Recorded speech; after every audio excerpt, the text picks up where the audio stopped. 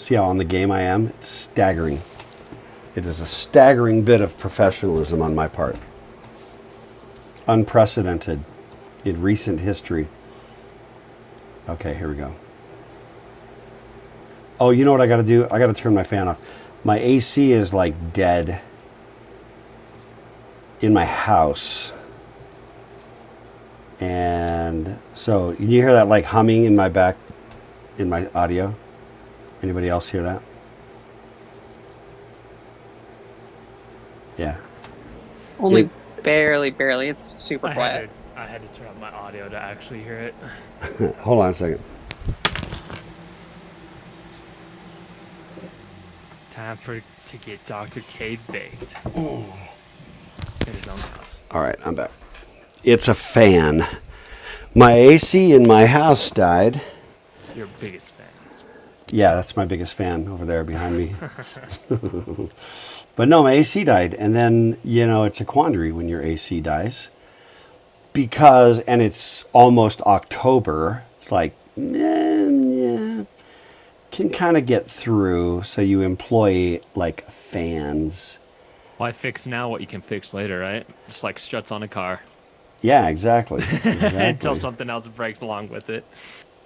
Okay, hang on. I am just adding today's lecture to the calendar. Seriously, I'm so on the game here. It is just stunning. All right. There we go. Okay, happy friends. Let me do... I got to do a quick adjust also on my volume. You guys are coming through like loud and clear, but so loud that it's like blowing my eardrums or something. So I'll tune it as we go. Also, by the way, I figured out, I had a little apostrophe earlier. About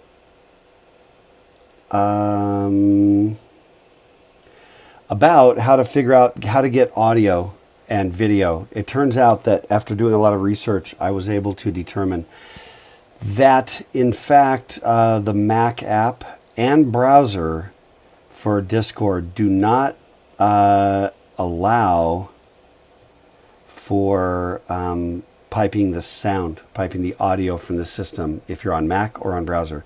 Only Windows app. And Franklin, you can't stream to Discord. That's the bottom line. You cannot stream to Discord. You can do a screen share on Windows and get the audio from your system to pipe in, but you can't do it from Mac, which is what I'm on. So I got two options. One is I get a Windows machine to use as my broadcast machine. That requires the acquisition of a few additional cash bones that I do not currently have liberated in the budget. And or I can basically enlist Devin or Tim. Is Tim on here as well? Devin, I know you are. Yeah, I'm still here. Yeah. So anyway, the bottom line is I enlist somebody with the Windows app to actually do to play the video, just to join, to be on the voice chat, and then they can just share their screen and share whatever the video or audio is, and then I can take their individual window, pop it out, blow it up, drag it to the big screen, and then the sound will pipe through. That is a kludge, my friends. That is a massive kludge. What's that? I said a little convoluted, but okay. Absolutely, yeah. Definitely a kludge. But, so what is the... Just curious what the Franklin, what the screenshot was about. I'm not getting any video from you on Discord at all. Oh, did I not share it? Because I'm a dumb. Hang on a second. I thought I set it up. No, I'm so dumb. Okay, sorry. Thank you. That's really what I meant. I wasn't... Oh, okay. You to just send your video or whatever. I was looking for your desktop share.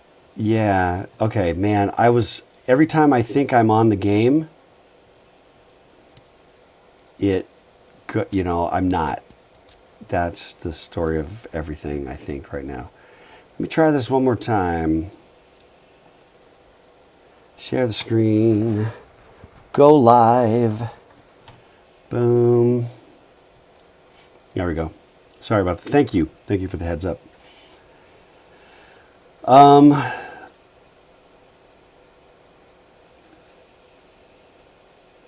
Okay, we ready? Let's see. Hey, everybody. Everybody staying safe, staying healthy, I hope. Okay, let's do the thing. Believe it or not, we're going to actually talk about history of computing. I want to show you really quick what I did. Yeah, hey, shut up. We're going to really do it. Okay, I mean, y'all know we're fake it till we make it here, right? So we're in creation zone, and I wanted to show you what I had accomplished. I don't know if you can see the blow up just a little bit. So I wanted to give you a little update on what we got going down. So what I did was I adjusted the calendar, the schedule. What do we call that guy? Schedule. I adjusted it to reflect the historical reality of what we actually did. Okay? So we did Orders of Ignorance, we did a couple days, and we did some writing. Then we spilled over and did more writing. Then we spilled over and did more Managing Ignorance. So it's now reflected. And then we had Jan come for the entrepreneurship. And then we did more about writing last time. And now we're today. History of Computing 1. And I think we'll do 3 days on History of Computing in the end.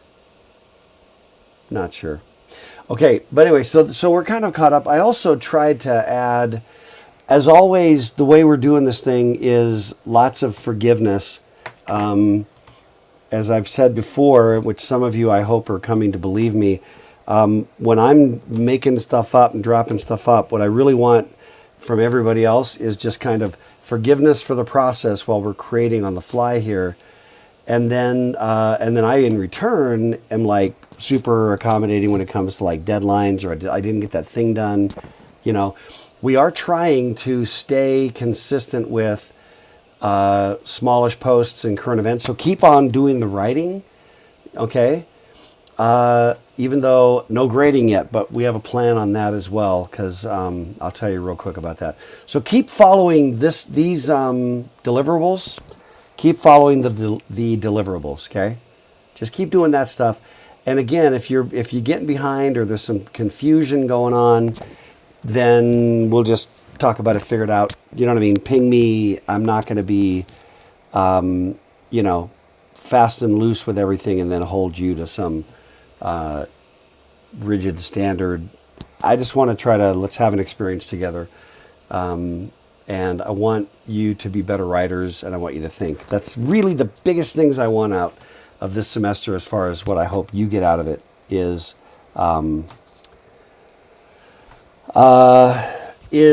being better writers and thinking more, and maybe more analytically. So, I just saw the comic. Okay, all right. So I wanted you to know what I had done. I also tacked on a couple of links. This gallery is a pretty quick read, but it was super interesting. And a little bit about Ada, a little bit about Pascal and Babbage. Most of you have had a chance to read that. And I just added, just a half an hour ago, I came across this article, which was really, really cool.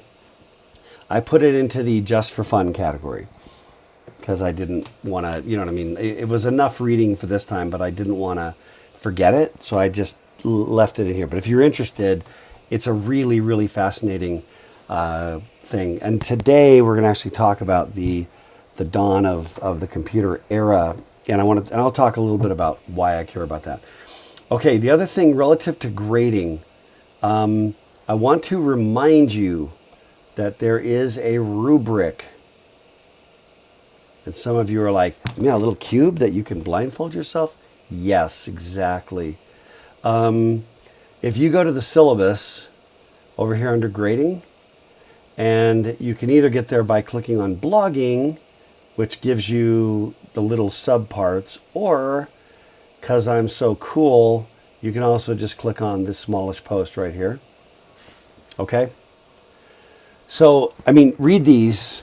Apologize for the amount of reading it is, but that's your rubric right there. That's the scale. So what I'm going to do tonight, actually, is I'm going to the very first post, which was current event 1. And I'm going to personally do all the grading across everybody for current event 1, okay? So just know that whatever, if you got to hate somebody, then it'll be me on current event 1. And what I'm trying to do is use that as an opportunity to calibrate Devin and Tim. And then what I'm hoping to do, they're both good writers, but what I'm hoping to do is get us aligned on the same page tightly enough that 90% of the grading is going to be, Eric, I'll come to your question, okay? 90% of the grading would be like, yeah, I get it, and it'll be good. And then the rest of it, don't hesitate to ping me. You know, if you're like, you know, yo, Dr. K, what did I do wrong? Or help me understand that better. My goal, by the way, okay, let me just say this. So Eric, and the comments about, you know, not submitting within 48 hours, that is only applicable when we're on the game. We are not on my game, okay? So for now, just do the best you can, stay within some range, we'll get to it, and I'm working flex with everybody, okay? If I were on the game, if I were on my game, then it would be like, look, here it is, we got to go lockstep, you know what I mean? But where everything is just kind of blown to hell because of me, you look, just, you know, just do it, stay up, you know what I mean? Don't get backlogged. But if you're not, you know what I mean? For now, we're special absolution, okay? Okay, so, and then hopefully we'll be on the game by the end of the semester. Yes, Wyatt. So, so ignore that one. But so if we're on the game, we would say, look, at some point, it's like, look, you didn't submit it. It's not, you know, just be on the game. All right, I want to come back to the rubric real quick, but speaking of everybody, you know, whatever, being on the game, the other thing that I'm willing to do is say, make your post, and then if you want to go back to it and edit it later, do it. Change it, fine. You know what I mean? Go back to it however often you want, clean it up, you know what I mean, when it's time. And what I'll also do for now, because I'm really just interested that you're trying to get better, is I'll do things like you'll get your grade, especially everything we've done so far will be like, you know, get your grade, look at it, go, oh, that's really stupid. Fix your typo. Fix the dumb typo. Boom. You know, get the point back. Just, but trying, the key is that you're engaged in trying to do the thing, you know, correctly. Okay? Trying to be a better writer. So here's the rubric, okay? 1 point is obviously slopped together with little or no thought or effort. You know who you are. Number 2, suffering considerably. Now with thoughtfulness, is thoughtfulness spelled correctly there? Because I don't know that it is. Can somebody sanity check me on that? I'll keep talking, but you sanity check me on thoughtfulness. What I'm looking for is 2 things. Thoughtfulness means that you're thinking. You know, there's something you're about, that there's an idea, there's something intriguing. Somebody reads it and they want to actually read. That's not grammar, that's spelling. And then, Eric, you lose 1 point for not knowing the difference between grammar and spelling. No, I'm sorry. No, not the same difference. It's not even different differences. It's no. But seriously, can somebody please sanity check my spelling on that? I'm just looking for, nice, thanks Tyler. Truth by Democracy, yeah. Somebody look it up, please, you're killing me. If it's just like, blah, blah, blah, here's an article, the guy says this, the guy says that. 1L? Everybody's buying 1L? By the way, this is the ethic right here. This right here is the ethic, right? Practicing what I preach. By the way, I have done this thing where when I used to do a lot more, thank you, when I used to do a lot more blogging, I would be looking back at a blog, rereading a blog post I had done like 2 years earlier, and then just find that I just didn't like the way I said something, and then just jump on and change it, just edit it or find a typo. You should never be satisfied, okay? Okay. So thoughtfulness is one part of the rubric. That's why it goes slop together, suffering and thoughtfulness, not particularly thoughtful, reasonably thoughtful, and thoughtful.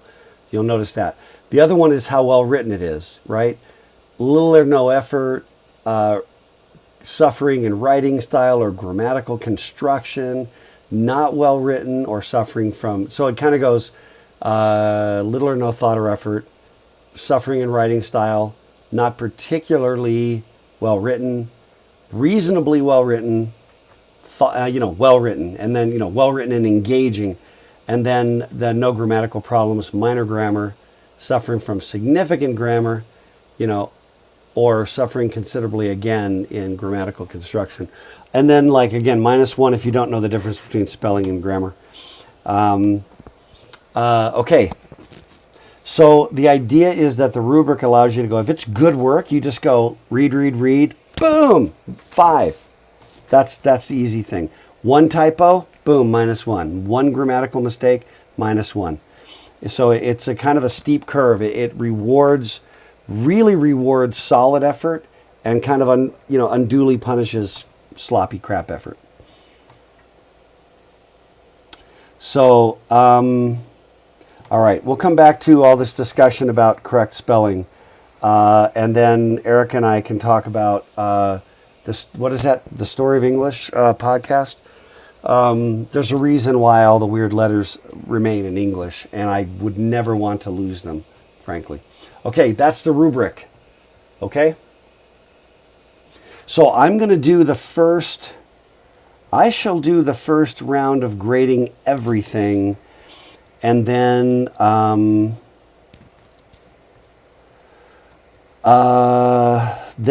going to, we're going to try to train up Devin and Tim, and then we're going to turn them loose. But so what I want you to just understand, and the last thing I want to say about this is once we turn it over to, for now on Current Event 1, after I'm done grading it, ping me if you have a problem, like, what are they, I don't get it, or whatever. Ping me, not a problem. Understand that my motivation is always to get it right, not to be right. I don't care if I'm right. I have no vested interest in winning the argument. I just really don't care.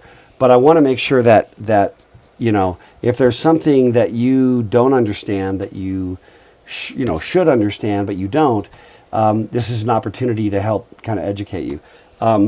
If there's something that I got wrong or that we got wrong, we want to understand that. So the only thing I would really not appreciate is pissiness and anger, because there's no need to be pissy. There's generally no need to be pissy or angry anyway about anything. It's usually not your most influential posture. Independent of that, I'm already on your side, as is Devin, as is Tim, to try to help you succeed, so we're not in goofy nitpicky zone, I sure hope we can get some points away from these guys. Just understand that we're very much trying to be of help, and we're going to screw it up some part of the time. So that's why you just ping us back. Don't worry about it. Don't be don't apologize, I'm not trying to be grade grubbing. Don't apologize. Just be yeah, I wanted to understand. If I missed something, it seems like a 5 to me. Can you help me? Yes, let's talk about it. Okay? All right. Okay. Where are we at? Okay, let's talk about history. I was chewing on this a lot. My problem, I got a lot of problems, but one of my problems is that I have just too much, I've read too many books, and I'm just too much friggin' exposure. And I'm just saying that because when you just have a lot of, it's just this massive stuff, and you're what do you what do you pick? And every time I'd go to sort of hit the topic, it would just get kind of crazy backlogged and, you know. By the way, great thread, great background thread. I'm glad to have inspired that with my thoughtfulness. Thanks, Erica, for the History of English podcast. Erica recommended that to me in a previous semester, and it is fantastic.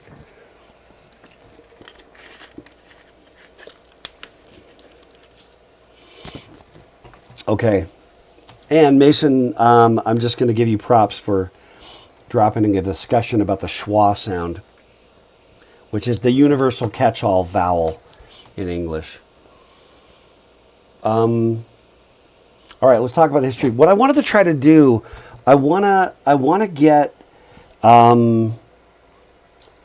today bring us up to kind of IBM, okay?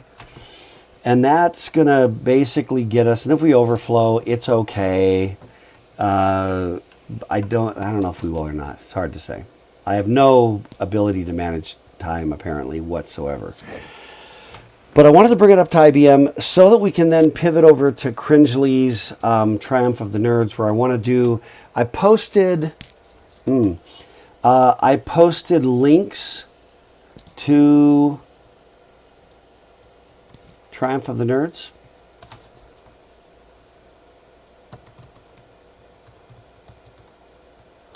Hang on, I'm trying to get...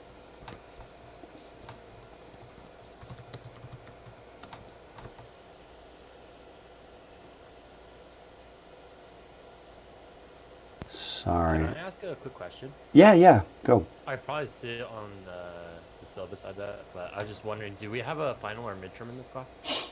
Not as such. No, we don't. Oh, nice. No, we just rock and roll. We just have a party. I like parties. We just party down until it's over, and then we're done. And maybe in future generations, I'm going to get all jiggy about finals and stuff. I don't know. I have a number of problems with how much of the... I'd rather just have it be experiential, I guess, at the end of the day, more than anything. Anyway, yeah, so fair question. Okay, I have posted actually for Thursday and for next Tuesday... Well, no, sorry. For the next 3 class periods, Thursday, Tuesday, next Thursday, the Triumph of the Nerds parts 1, 2, 3, they run about an hour, and so that's like way easier than reading, obviously.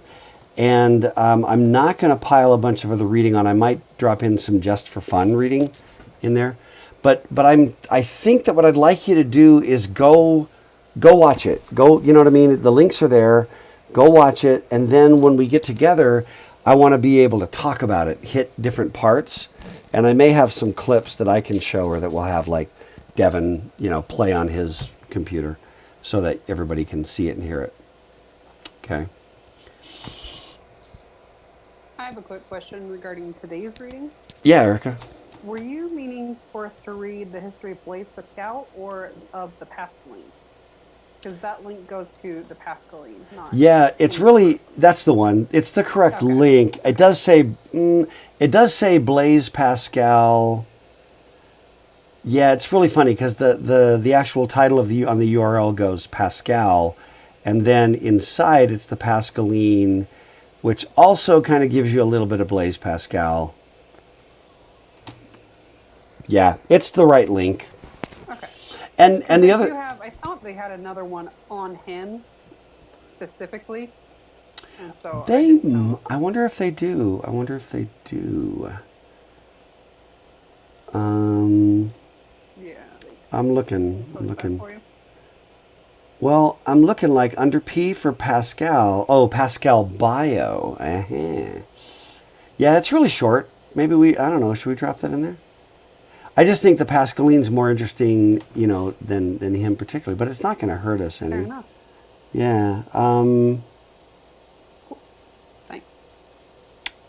Yeah, it's interesting. Okay.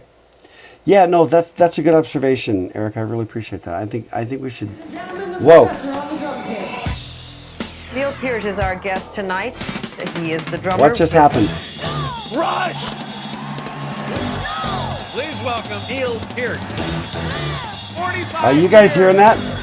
Over 40 million records!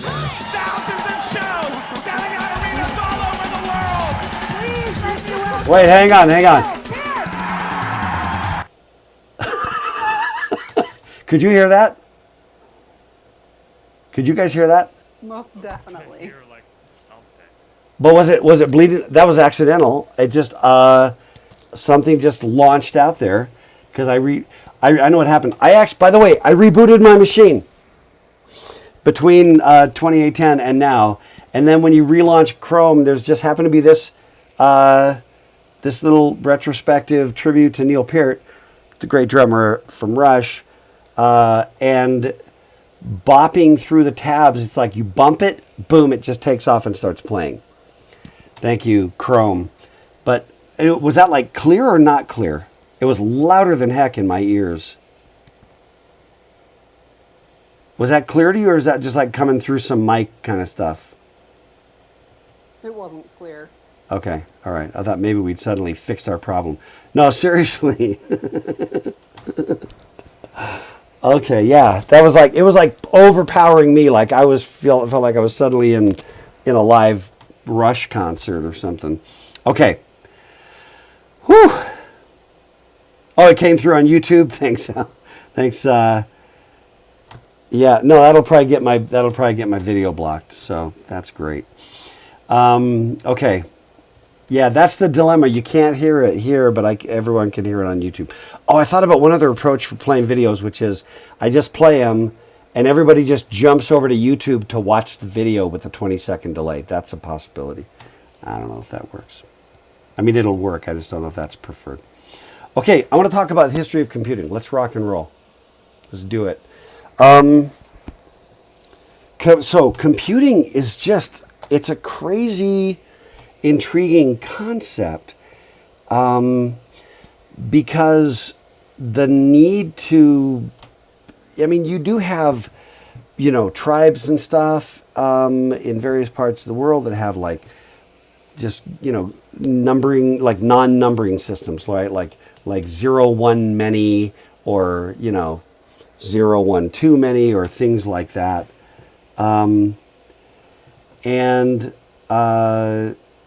Is everybody okay on video? Do I need to relaunch something?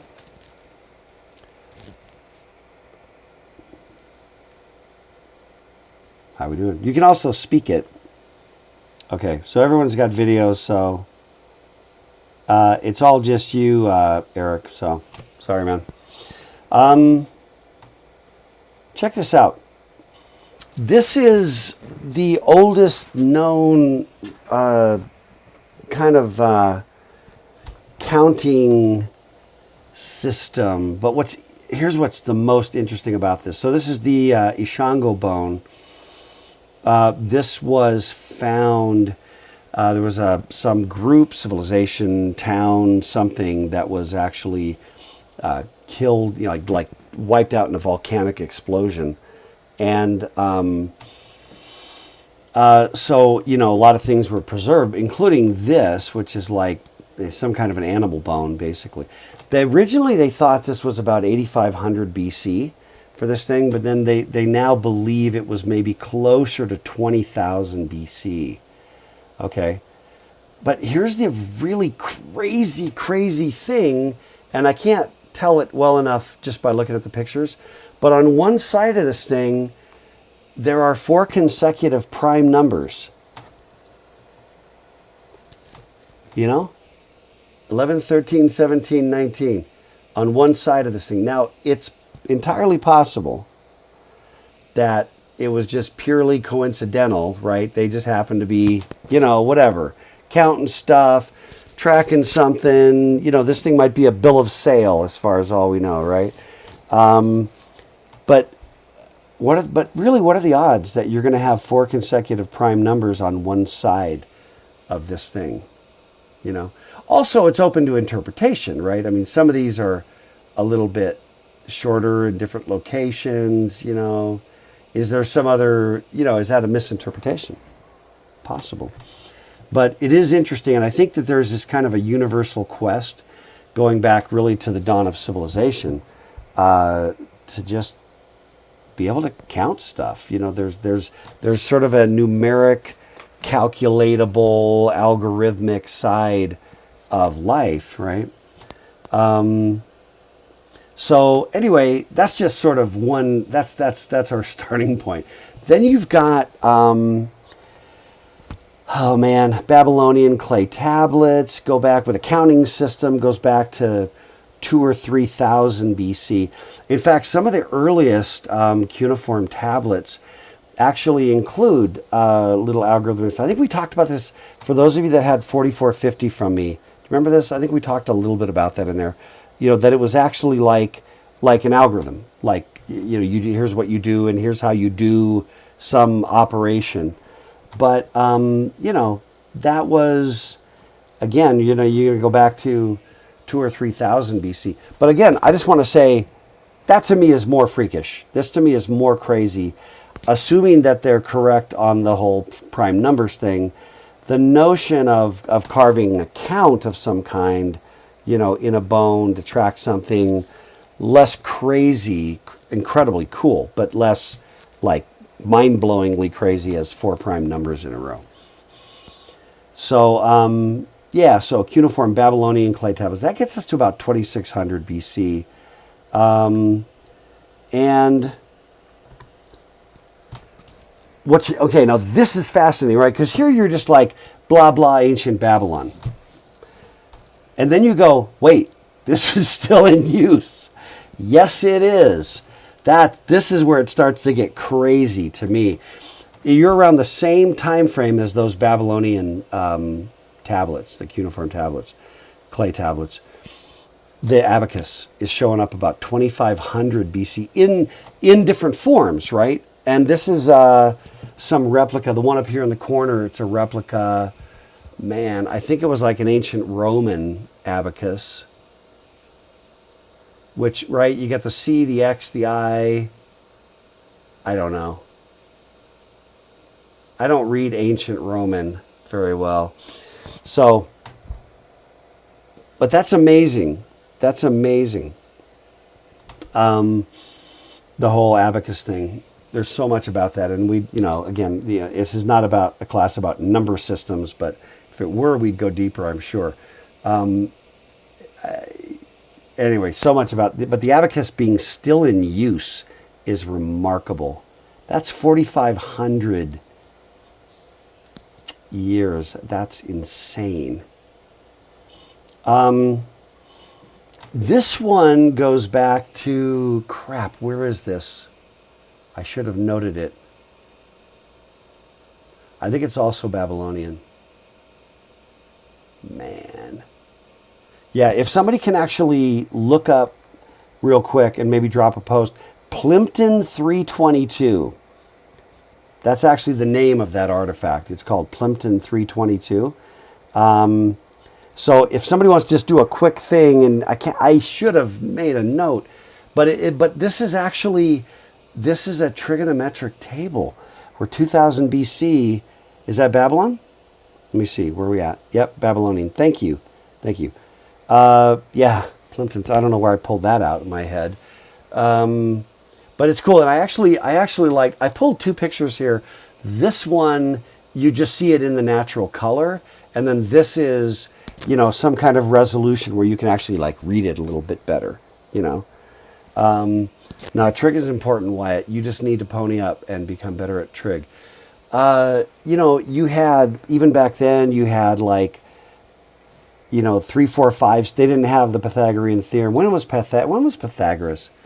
I don't even know. Can somebody look up Pythagoras? When was the Pythagorean theorem? You know, it's one thing to say a squared plus b squared equals c squared, and another thing to just kind of have this 3, 4, 5, and you know it works, right? And that gives you, you know, this certain relationship. What's the date on that? Let me see. Let me scroll back. 500 BC. Okay, yeah. So, in other words, back in this Babylonian time, you had this 3-4-5, the 3-4-5 triangle for a right triangle in that relationship, which captures a squared plus b squared plus c squared, but doesn't turn it into variables, right? Which makes it, I mean, the dawn of algebra gives you a lot more of that kind of, algorithmic sort of a thing, and again, there's a bunch of stuff there that I didn't go grab from the lecture that I did in 4450 about, Al-Khwarizmi and, is that the name? And Al-Jabr, where the algebra and algorithms both come from. But anyway, trig, we're going all the way back, right? Now, here we get to, so we're kind of making a bit of a jump. We're BC, a couple thousand years BC. Apologies for making the jump. But I'm jumping now to the dawn of early mechanical computing devices, okay? Now, this guy, I actually did not know about this guy, William Oughtred. And this guy is crazy, just crazy. Number one, he's apparently, from what I can tell, and that could be wrong if I'd spent, way more time digging into this guy's life, but dude invented logarithms, or maybe he discovered logarithms, right? I mean, do you invent math or do you discover math? You know what I mean? Is math just sitting out there in this universal relationship? You know what I mean? Did somebody invent? We definitely invent notation, Eric. Did we invent pi or did we discover pi? I mean, the Greek letter pi and that relationship for circles, not the delicious dessert. Yeah, I think there was a ratio and we discovered it, right? So what about Pythagorean theorem? Was that discovered or was that invented? Were logarithms I tend to feel like mathematics for the most part is discovered, not invented. Which is why I just simply put the word logarithms, I can't say it. But I didn't say, but one of the sources I found on William Oughtred said that he invented logarithms. And I'm just like, I don't know about invented, but he certainly was the guy. Mr. Logarithmic guy. He was also, okay, this is crazy. He's the guy who invented using the letter X for multiplication. Isn't that crazy? I mean, does that get anybody? That's really cool. And then what happens, hang on a second, is you fast forward, another bit of time and suddenly you come up with this album by Ed Sheeran, which I think is, adds to the extra specialness of the whole thing. And that album by Ed Sheeran is called Multiply, so I'm not just conflating the terms, okay? It is related, believe it or not. It's also a great album. Yeah, man, so, okay, the other thing that this guy did was invented the slide rule. Now, this is 1622. This is the crazy part. So this is actually, that's apparently an actual picture of the slide rule that he invented. And so it takes a bunch of forms, and also, yes, it's backwards if you look at it. It is mirror script, and there's a story behind it, and I don't even know exactly what it is, but that is backwards. And it was built backwards, so I don't know why. I think I knew for 5 seconds last night. Anyway, then what happens is this thing takes a bunch of forms. He also invented a circular, cylindrical slide rule. And then here's some other ones, which if you can kind of see, I don't know if you can see the resolution on that, but, again, you got that sliding piece and then the relationships. And to me, the slide rule is just one of the most amazing things. But again, we're 1622. And he invents the very first one. Now let's go from there to 1972, which would be 350 years later. I'm using something like this. And this is the thing that is just so remarkable to me. And because I moved in the last 9 months, I don't have all my crap out of boxes and stuff. I have a slide rule. I have my slide rule from high school. And this is the crazy thing. So I started high school in 1973. And in 1973, when I started high school, this is what we used to do math, to do, advanced math, to do logarithms, to do trig functions, to do all that other crap. We use slide rules. And that's, to me, is amazing that this guy, I don't know if it's more or less impressive than the abacus. The abacus as a counting and adding thing, it's pretty remarkable, right? But it's simpler function. You know what I mean? So it has a much bigger lifespan, thousands of years. What do we say? 4,500 years for the abacus.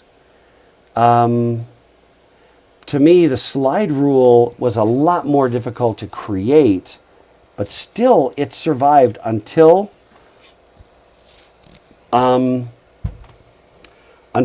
about 1974 was when pocket calculators began to show up and became a thing.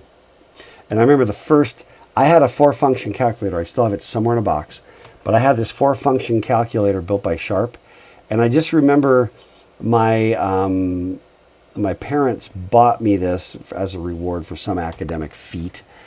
But I just remember that it was $75 in like 1975 dollars. And it was a 4-function calculator with no memory.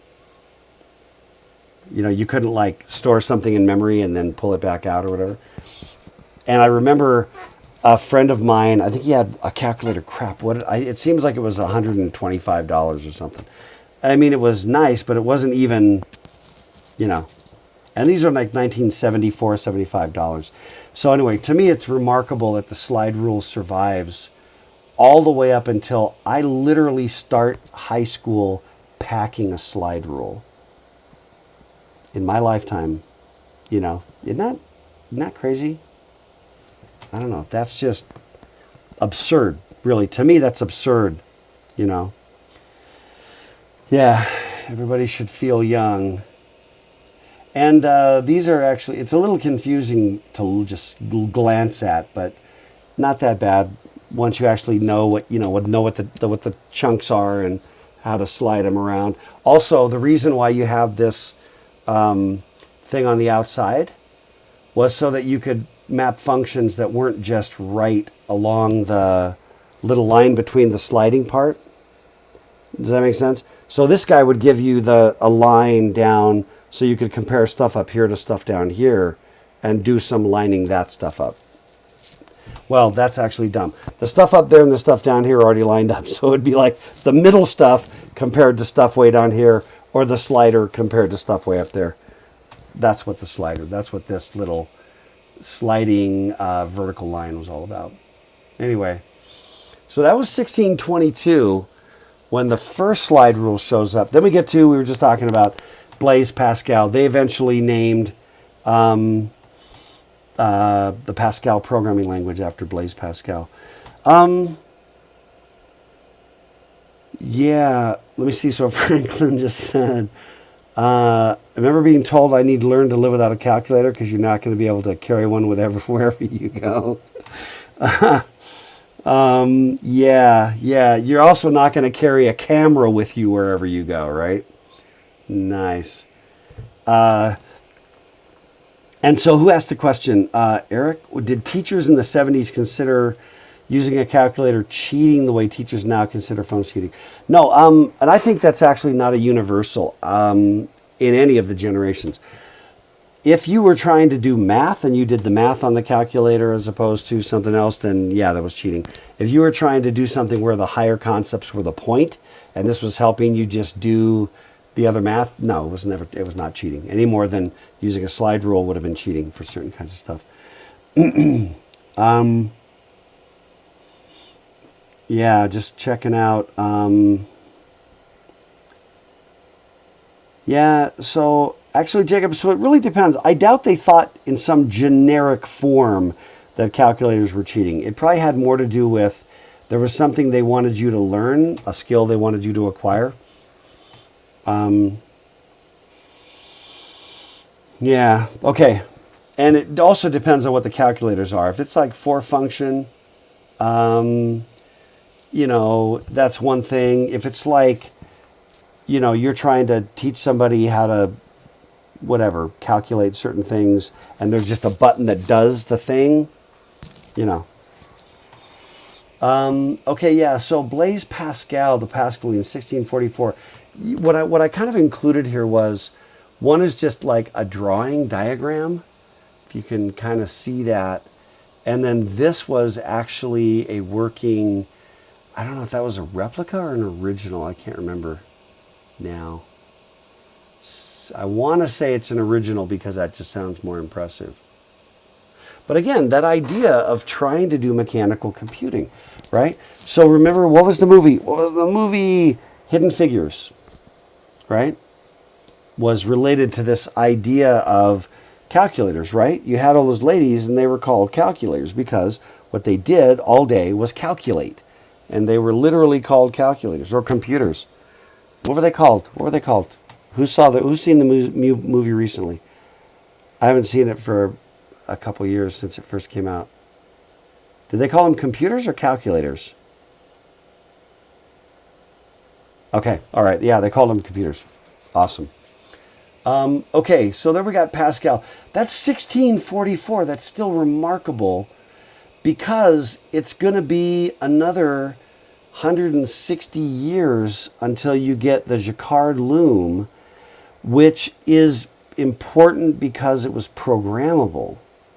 Okay, so you have this loom, you could do, you know, when you're weaving, you're making a carpet or you're making, you know, material, whatever, right? And there are patterns that you put into the stuff. Well, the way you do that is you like, okay, I'm going to switch the thread now, or switch the yarn or the material, right, that you're weaving. And you would just, you know, do this manually, you know, switch it back, push it in, switch it, you know, different combos, and but, you know, kind of, you basically throw it out there and butt it in, throw some more, butt it in, and you would make this, you know, you would do weaving. And the Jacquard Loom was interesting because it was programmable, and this is a little hard to see. I don't know if, yeah, I should have had a close-up, but if you could see right here, that's just a picture, you know, a drawing, but right here is a replica of the Jacquard Loom. But you see right here where it's kind of like a stack of these things, and then it ripples up and then kind of goes back. Those are actually punch cards. So you'd have a card with holes punched, and then the hole punch, and I haven't done enough research to actually, you know and remember better just like what the mechanism was. But basically the hole punch would control where the loom went. And this became the foundation conceptually for things like Hollow Earth punch cards. Okay? And Franklin, like a player piano, right? Except with the player piano, the idea was you got that player roll, right? Okay, when were player pianos? Can somebody look that up? When were I mean, it's not computing, right? It's not a computing device, but it is programmable.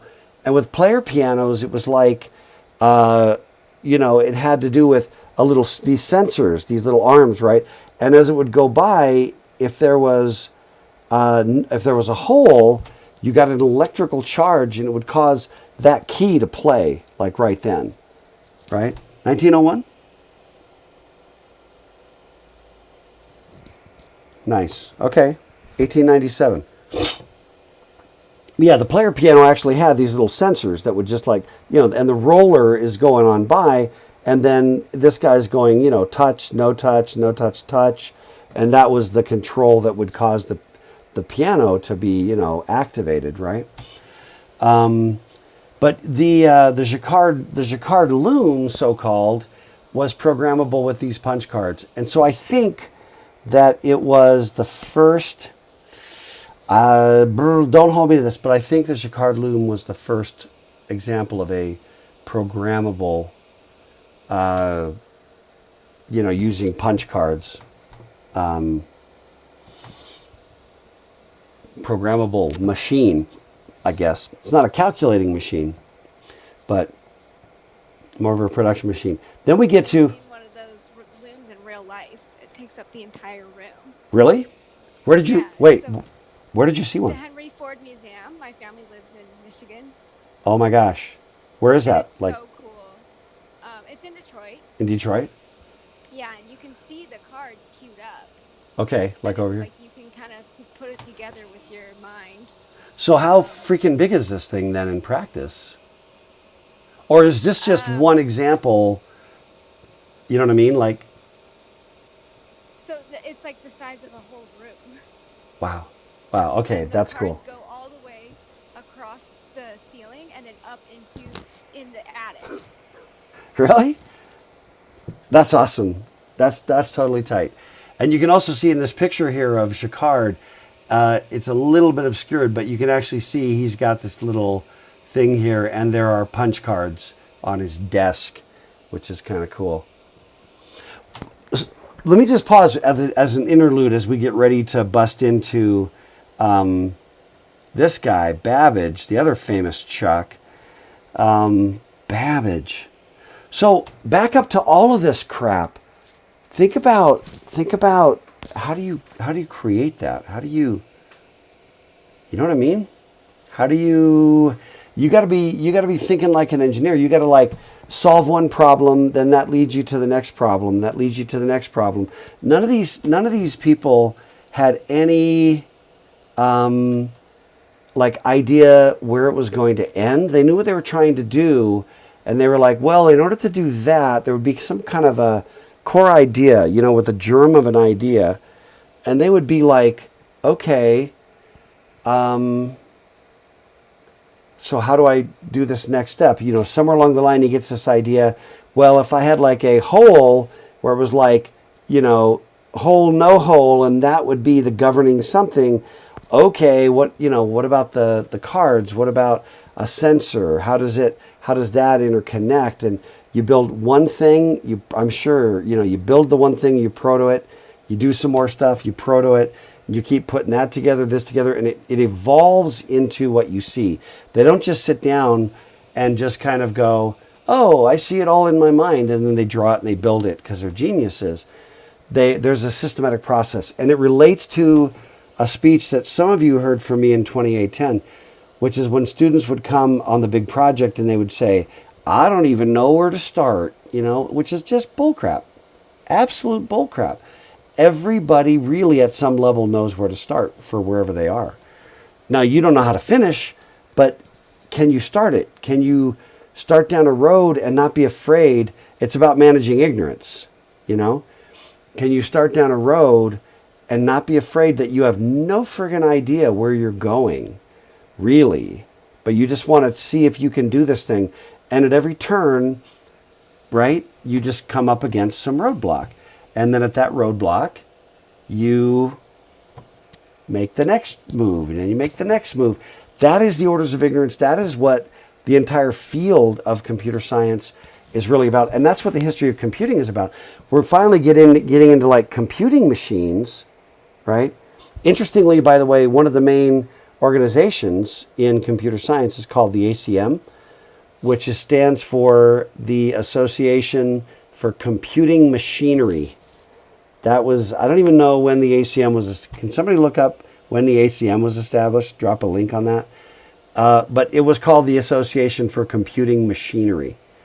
I think, I don't know. If I had to guess, though, it would be so ancient that was still what it was about. And now it's just like computer science.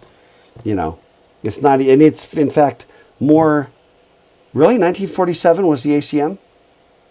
So that makes perfect sense, actually, given what was going down, which we'll get to here in a sec. So Babbage, the difference engine. This guy gets a lot of credit, as he well deserves. The difference engine. He never completed it. I used to know why, but he never did. 1822, though. Okay. Nap time for Dr. K. But check this out. Yeah, that's right. He founded a game store chain later on in life. But here, check it out. In 1991, some people built a replica in 1991 following Babbage's specification, like following all of his drawings and specs. They built a replica, and it worked. It was the first working, like almost 100 years later. No, what are we at? 1991? 170 years later, sorry. Almost 170 years later, for the very first time, it actually did what it was designed to do fully. Right? He didn't finish it because he was just still working on parts. That's just amazing to me. That's just remarkable stuff. Then he's like, well, I didn't quite finish that one, but let's do another thing. Let's do the Analytical Engine. 1837, so 15 years later. It was proposed but not built. Okay? It was general purpose, and this one here, I think, again, was a replica built from the specification of what he had done. But check it out. The Analytical Engine had an arithmetic logic unit, conditional branching, loops, memory. That's just crazy. And it would be another century before any other general purpose computing machine was built. Isn't that incredible? That's just such, I don't know. That's just visionary. That's just insane. Okay, and then it was actually this Ada Lovelace, this lovely lady, who was the daughter of Lord Byron, who was apparently something of a mathematical savant, something very, very gifted mathematically. She apparently kind of saw the general computing power of the Analytical Engine, maybe pressed. So Babbage was the creator of the machine, but Ada pressed the usability, if that makes sense. And then in 1843, she published the first algorithm that was intended to be run on a computer. Some people have kind of said, okay, okay, that makes her the first computer programmer. Case to be made. Another case to be made that, well, what she published was actually an algorithm that already existed in Babbage's notes, so that she was still publishing, something Babbage had done in the first place. But the reality was, I think that the truth was probably somewhere in the middle of all that, because she was working with him, in terms of, trying to understand and figure out what you could do with it, what you couldn't. She also had the wherewithal to publish some of that stuff and to bring popularity to the whole idea, where Babbage wasn't really good at that. So anyway, it's again, that's 1843, but let's give Ada her props. She then still was very influential. And what's interesting, and we'll get to this if we probably will get to it.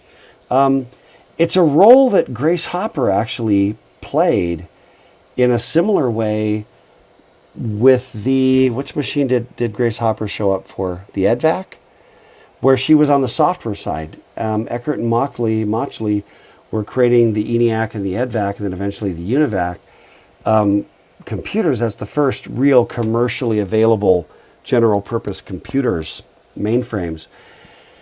And Grace Hopper came in and began to work more with the software, with linkers and compilers. She invents the COBOL programming language.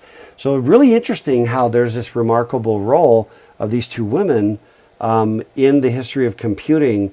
The first mechanical computing device, namely the difference engine and the analytical engine, and Grace Hopper on the first family of commercially available, general purpose digital computers. And again, playing kind of an instrumental role on the software side. That's interesting to me. I don't know why, but that's interesting. I mean, I don't know why that is. I know why it's interesting, but I don't know why that parallelism, exactly. Okay, along comes Herman Hollerith. It's now 1884, and he creates this invention. He actually gets a patent. He filed it in 1884 for an electric tabulating system. By 1890, he had it commercially working and sold, the use of it to the census office, and it was used for the 1890 census. And again, same idea. There's the original, earlier model, and here's later models. By the way, this is like a weird bit of weird trivia, I guess. But in the 60s, my mom worked at, I don't know. We were in LA. I want to say it was McDonnell Douglas, which was I don't know what happened. Are they still around? McDonnell Douglas. They were an airline company, and she did data entry at McDonnell Douglas, which consisted of making punch cards. So she would be like, clack, clack, clack, clack, clack, type the thing, and then as you're typing, it would print the. You can see up here, would print the character on the top and then punch the holes that corresponded to that. So my mom had actually figured out, not really hard, but she had figured out how to put like patterns on the punch cards depending upon what you typed. So she had figured out how to do one that was basically just like a series of diamonds, just ding, ding, ding, ding, ding, like a set of diamonds. And then printed a bunch of these, like duplicated these, and then would bring them home. And then I just remember that she would like take these with the diamonds and then fold them in on the end, staple it, and then build like Christmas wreaths. I was doomed. I was doomed to this career. I was in a home when I was like 5 or 6, 7. Where we had Christmas wreaths made out of Hollerith punch cards. How odd is that? How random is that? And then she would spray paint those like, green, gold. Yeah, Wyatt, actually you have no idea. We'll go offline and we'll tell stories. But she would paint them and then in the middle something, whatever. But she would make these wreaths with Hollerith punch cards. That's hilarious. So seriously... but backing up, in 1890, they did this in the 1890 census. And wait, is that the next slide over here? No. They did this in the 1890 census. They knocked like 2 years off normally the previous census had taken 8 years to process the data. We're using Hollerith's system, it took 6 years, but it knocked 2 years off. And it also knocked $5 million off the budget, which is kind of cool.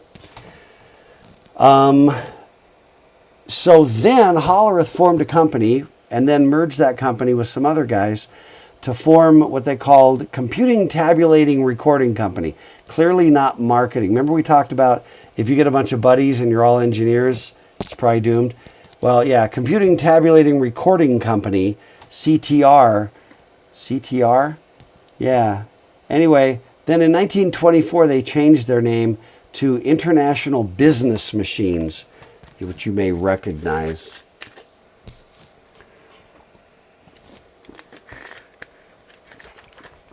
So that's the founding of IBM. And in fact, Thomas Watson Sr. comes over to IBM from National Cash Register. So again, it was these calculating machines, tabulating machines. That was the business. Okay. And then here we have, Well, actually, okay, here you can see more of the punch cards. This was probably the kind of an operation, probably the kind of station that my mom was actually working at. I would guess. I don't know, obviously.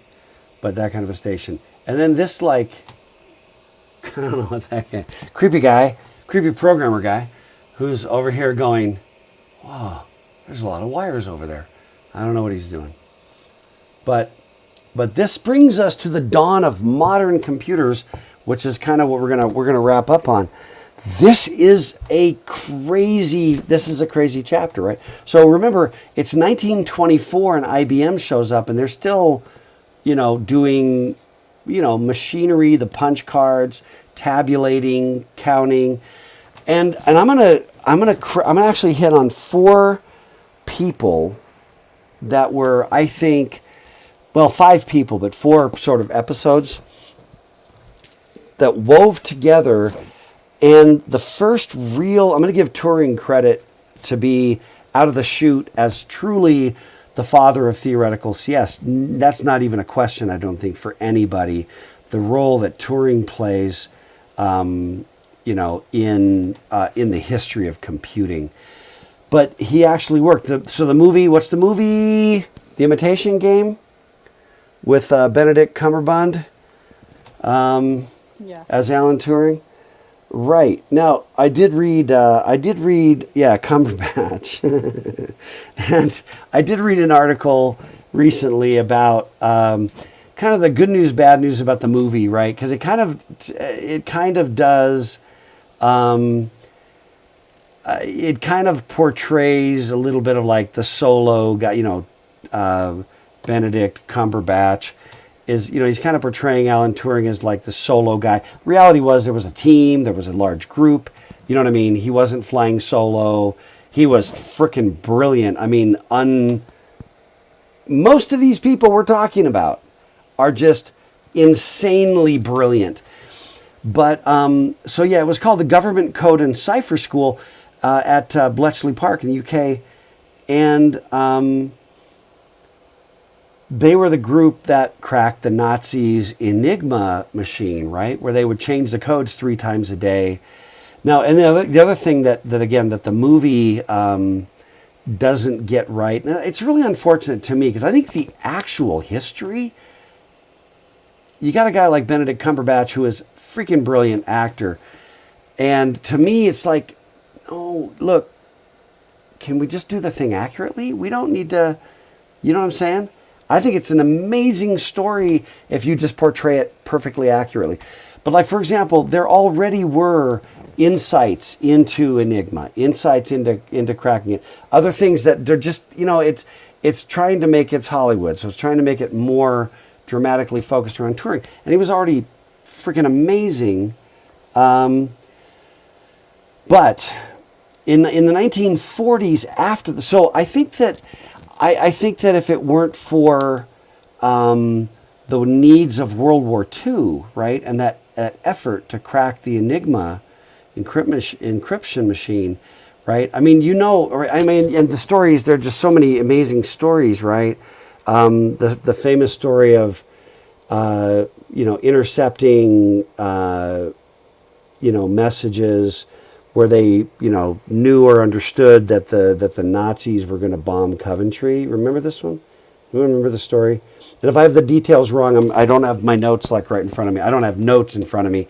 But right where it was so critical to not let on to the Nazis that they had in fact, been able to crack the code at some level, that they didn't even do like, normal air raid sirens and preparing, and whatever,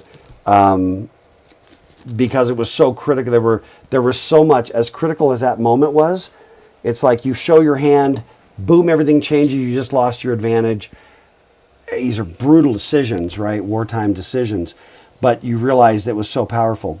Related to that, and having nothing to do with computing devices, if anyone is interested in this area, I really recommend, there's a book. Who's the author?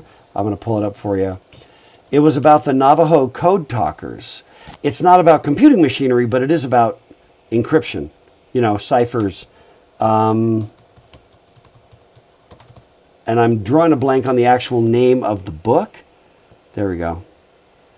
I'm going to drop this in the link. Or drop this in the chat. Come on, you dog. Where are you? There we go. Yeah, so I just dropped the link there on Amazon. It was by Chester Nez, and it's called Code Talkers, the first and only memoir by one of the original Navajo code talkers of World War II. Incredible, man. Incredible. If you dig linguistics and the whole notion of ciphers and deciphers, essentially what they did was they created, it's World War II, and they created a code that was basically just based around the Navajo language and built, and then primarily, maybe exclusively, was in the Pacific Theater. So, but I mean, Navajo code talkers were like there on Iwo Jima at, major battles in the Pacific. And they were the ones, and then at some point, and when they began to realize that there were these people that were just, speaking Navajo based, it's not as simple as that, because it was an encoded Navajo. Then they actually began to be targets of the Japanese. So anyway, but again, if that whole area is interesting, I really recommend this book by Chester Nez. It was a fantastic read.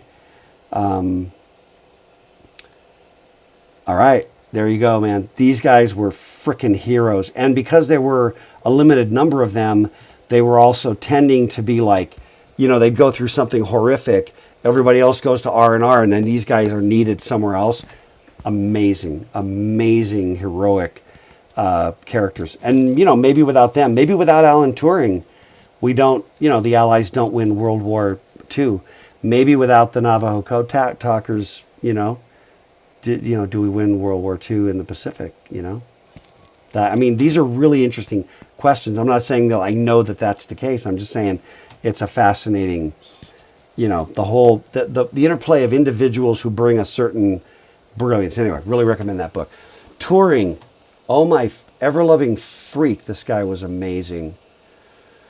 So he designed in the 1940s what he called the automatic computing engine, and it was really one of the first designs for a stored program computer, right? Where you would store the program in memory and then execute the instructions, right? Which we now think of as a von Neumann architecture, right? The fetch, decode, execute cycle, that kind of thing. But it kind of, I don't know. It kind of starts with Ada Lovelace, frankly. But anyway, in the modern era, it kind of starts with Turing. And then in 1939, so kind of around that same time period, because Turing was obviously creating those ideas in the 30s while he was working on, with that group at Bletchley. John, I don't know exactly how you say his last name. Atanasoff? I don't know. Apologies, John. Who built the first functional electronic digital computer at Iowa State. Okay? Go Cyclones. Actually, I went to Iowa, so kind of arch enemies, But basically, that was the first electronic digital computer. And there is, I don't even know if that's a replica or a saved version of the original. Either way, that's what it looked like. And then what happened was, around the same time, two guys... Wait, so do you mean the name is pronounced as if in Russian? Or literally, it's spelled Atanasov, but it's pronounced Russian? What do you mean? So, and then if somebody has some Russian chops... if somebody's got some Russian chops and wants to throw down how to say that name. Okay, we're almost wrapped up here. And we're like, we got a minute, but we're going to just a little over. Eckert and Mauchly, and I don't know how to say Mauchly, if it's Mauchly or Mauchly. I apologize to John, another John. Everybody's John here, by the way. John Mauchly. These guys created the ENIAC, which was the first general-purpose digital computer, and commercially. Franklin, are you messing with me? So it's Atanasoff on, and then Franklin Mauchly? Okay, I'm not buying it. Sorry. Anyway, they did the ENIAC, the EDVAC. They started the Eckert Mauchly, the Eckert Mauchly. No, I'm sorry. I'm rejecting you now. I'll humbly apologize next time. But for now, I can't say it that way. Anyway, and then really, really interesting, in 1949, their company hired Grace Hopper to design software for the UNIVAC, which was released in 1951. Amazing. Okay, thanks, Franklin. I'm going to go with Mauchly. I don't even know. Anyway, so that's them. There's our boys right here. I don't know which one is Presper and which one is John. But anyway, this turned into a big controversy because Eckert and Mauchly had patents for all of this stuff. But it turns out that this guy blew it because he wrote a paper about the EDVAC, which, by the way, I have now a copy of. You can get it. I mean, it's not like I'm special. I'm just saying, it was like this first draft report about the EDVAC was like, okay, I want to see what von Neumann had to say, right? He writes this paper about the EDVAC, and then he like releases it publicly, which blows the patents of Eckert and Mauchly, because you can't have a public disclosure prior to a certain point. You got a window of time after a public disclosure to file. So if they filed later, but they didn't realize it had been made public. But so von Neumann, apart from also being such an intellectual freak, von Neumann,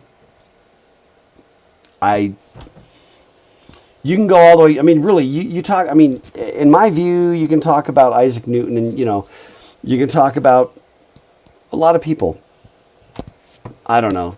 Einstein seems in a class on his own. But I'm just saying, you think about legendary innovators and creators and mathematicians and scientists and whatever. Von Neumann, Turing is one of those. Von Neumann is one of those. The other guys, Atanasoff, Atanasovsky, and Eckert and Mauchly, to me, they're more builders. Pascal, much more of that innovative, creative, crazy guy. Babbage, much more of the innovative, crazy guy. But von Neumann, again, just amazing. So, but in this paper, he described a stored memory computer, which kind of gives him credit for what we now call the von Neumann architecture. But there's a lot of folks that kind of feel like, well, he did kind of get that from Eckert and Mauchly from their design that he wrote a paper about. But it's always like the guy who writes the paper gets the credit. I don't know. And what's really interesting about this, and I think, let me see. Yeah, I think this is actually that's my last slide. But what I just want to say is that last group, Turing, Atanasovsky, and Eckert and Mauchly and von Neumann, those four groups, don't say it like that. Is it offensive? Did I just swear in Russian? No, I didn't. Now you're messing as well.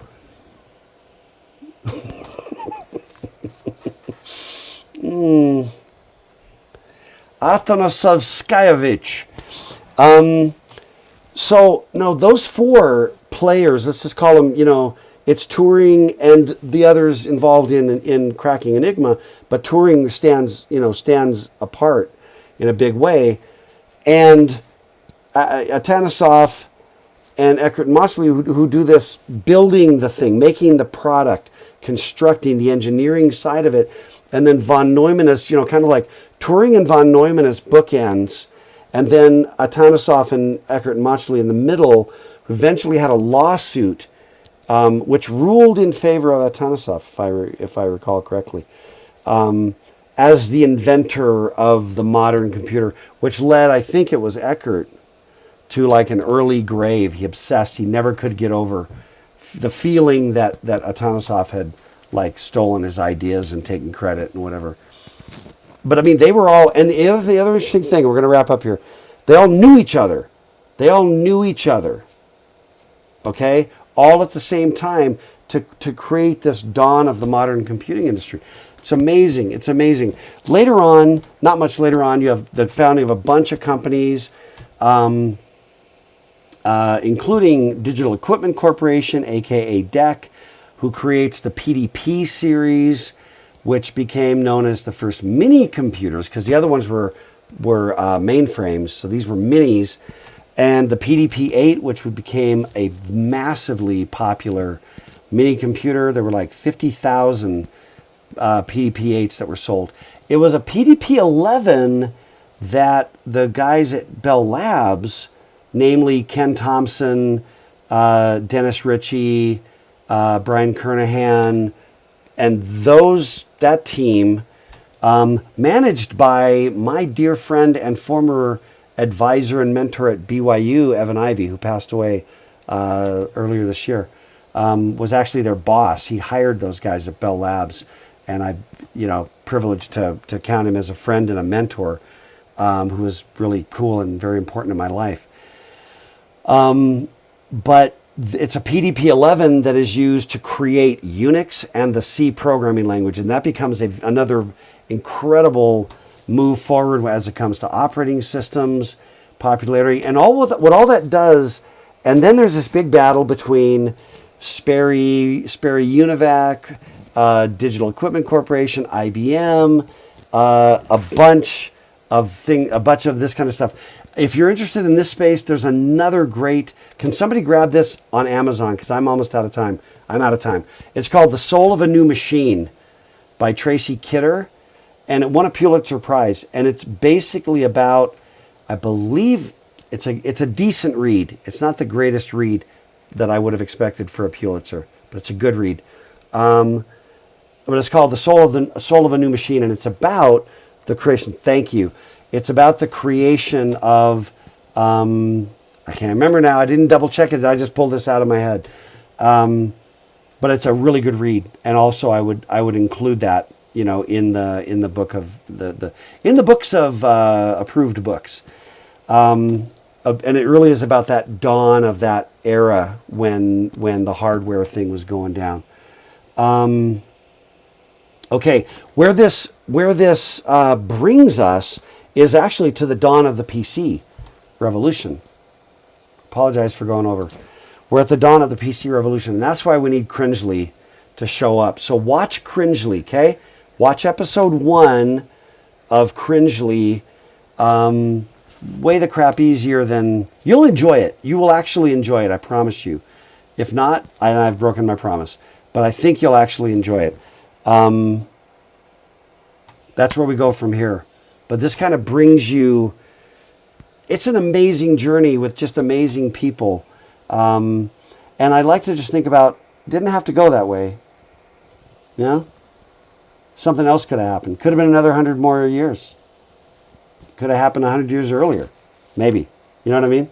It's amazing how this evolution that just transforms our entire societal landscape just pivots on an Alan Turing or a von Neumann, or an Eckert and Mauchly and Atanasov.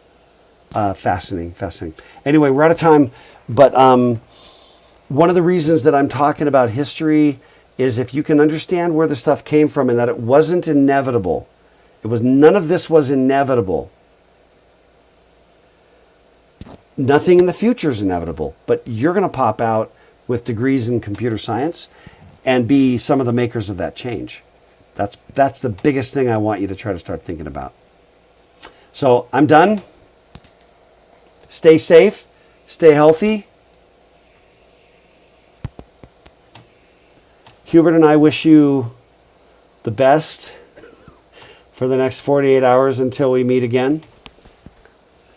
And Holler if you have any questions. I'm going to do the grading tonight. I think I can. And I'm going to eat popcorn with chopsticks while I do it, I think.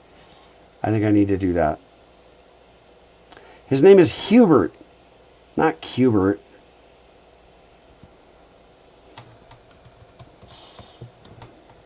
Yeah, Hubert. Okay. All right, everybody. We're not even talking about transistors and stuff. We're not even talking about Intel, Gordon Moore, Moore's Law. We could have a whole course on nothing but the history of computing. Anyway, we're done. Gotta go. Later, everybody.